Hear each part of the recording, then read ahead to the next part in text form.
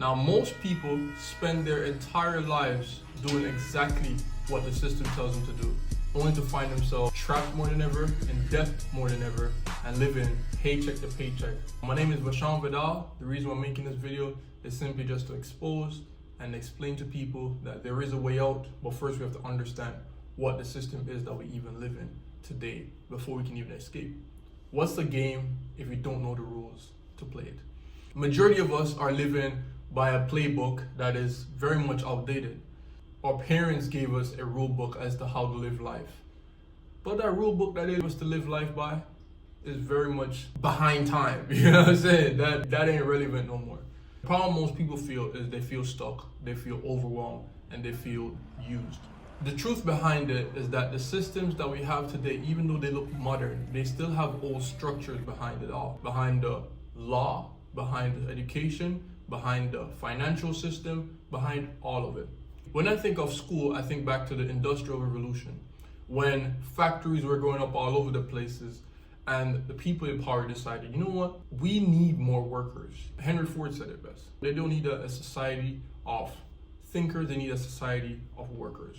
They decided to design a school system that lead with compliance, basic knowledge of how to comprehend reading, right? And essentially just hard work, input and output. Output that they designed for us was that we were going to become workers. When we think of credit, when we think of housing, when we think of healthcare, all of these systems are designed for people with money to keep their money. Schools, jobs, cities, and even choosing their majors. I think, wow, people think that they have a choice. But what if these choices all lead to a predetermined end result? Pick a major you pick in your future. Majority of people don't have a savings plan for school, don't have a savings plan period, and don't see themselves not working next week. The truth of the matter is that with the current system that we have today, with inflation, with housing prices, in terms of credit interest rates, the markets, everything is looking like Gen Z and onwards have no chance at all without making alternative income streams for themselves.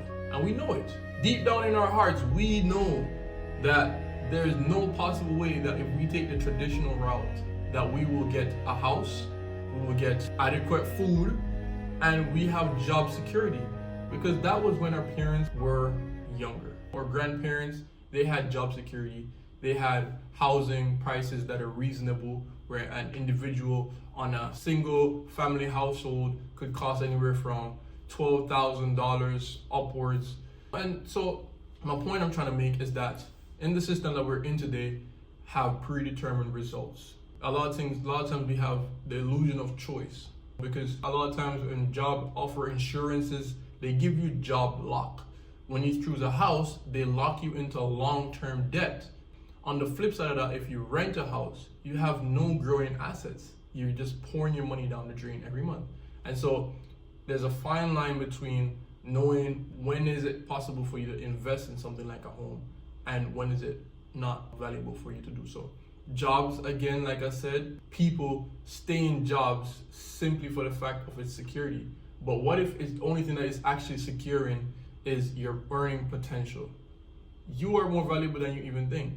But a lot of times you don't even negotiate your wages. Your starter income wages can't even compare to the price of owning a home. And you don't even try and negotiate your wages. You know that the market that we live in today is based on replaceability.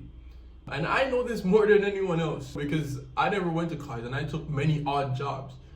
Majority of the jobs that are available today to the Gen Z generation or the generation now is jobs that are easily replaced. They know and you know that you're easily replaced. And so therefore you will keep quiet. And that's what the system wants. It self-reinforces the idea of people being trapped and empowered over. You know what I'm saying? We feel disempowered because we know the circumstances that we're living in. We know that if we don't have a job, not even that we can't eat, we know that our jobs are going obsolete. And also that the job that we do have, the select few that we do have, those we are easily replaceable. And people need other jobs. People are willing to take multiple jobs. They're willing to take 2, 3, even 4 jobs if they need to, just to make it above water, to afford an average lifestyle. Majority of people currently are not living more than paycheck to paycheck. And so there is a way out of this. I'm not going on and on about what's the worst to come. I'm also letting you know what's the system that we live in, what are the rules that it's governed by, and then also how is it that we're going to be able to escape it. So the rules that it's governed by is to keep the poor poor and keep the wealthy wealthy. Now, while the system is designed to keep us poor, it doesn't stop you from getting rich. And you can do so once you understand the rules of the game. You can understand how to apply, how to escape. So the first we have to understand is leverage. We have to understand different networks. We have to understand credit. We have to understand finance. We have to understand debts. We have to understand housing. We have to understand different investments. Choose something that's very valuable if you're going to choose the education route. If you're going to go in debt, might as well choose something that's very valuable that you will be able to pay it back in a relatively short amount of time. If you're going to go in debt, at least go in debt smartly. Choose something that many people don't want to do, which increases your demand for it. Secondly, you want to make sure that you save and have an emergency fund.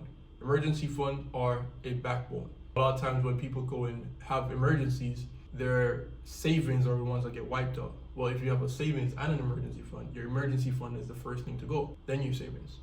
Next thing you want to do is you want to start collaborating amongst your community, your peers, and having these groups where you guys start coming up with your own decisions and your voting rights and what is it that you actually want for your community, for your future. Because we can think about certain things like gentrification, we can think about redlining, we can think about zoning. These things only benefit a small group of people. What if you change that? What if you can be the one to make that change in your family, in your community, in your country?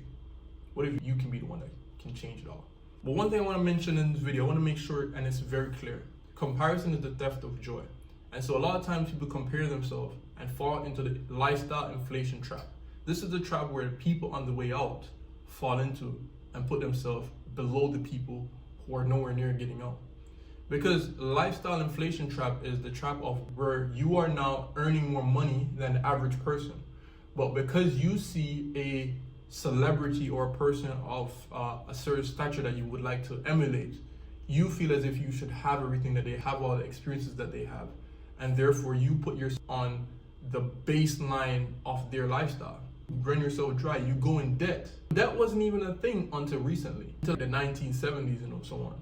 So this is relatively new. You putting yourself in debt, putting yourself below the poverty line a lot of times, and going to work just to keep yourself afloat. A lot of people can't even afford to not go to work. They have nice cars, they have nice homes, they have nice things, they eat the best places, they go to the best places, but at the same time, they can't afford to stop working even a day.